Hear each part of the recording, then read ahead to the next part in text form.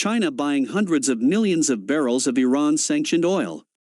China doubled down on imports of Iranian and Venezuelan crude in 2021, taking the most from the U.S. sanctioned regimes in 3 years, as refiners brushed off the risk of penalties to scoop up cheap oil. Crude processors and the world's biggest importer were observed to have bought 324 million barrels from Iran and Venezuela in 2021, about 53% more than the year before, according to data from market intelligence firm Kpler.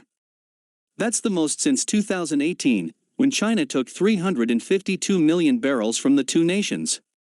Chinese buyers, particularly private refiners, have benefited from Washington's tough line on Iran and Venezuela, continuing to buy their oil long after their counterparts elsewhere in Asia ceased purchases.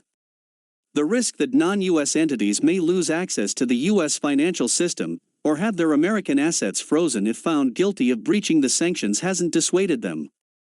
A glut of unsold cargoes, rising international prices, and the issuance of more crude import quotas by Beijing have incentivized the private refiners, known as teapots, to snap up more oil from the pariah states.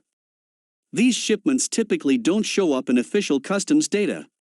This surge was triggered by rising crude prices, making Iranian crude, anecdotally, up to 10% cheaper when delivered into China, said Anup Singh, head of tanker research at Braemar ACM Shipbroking Pte Limited.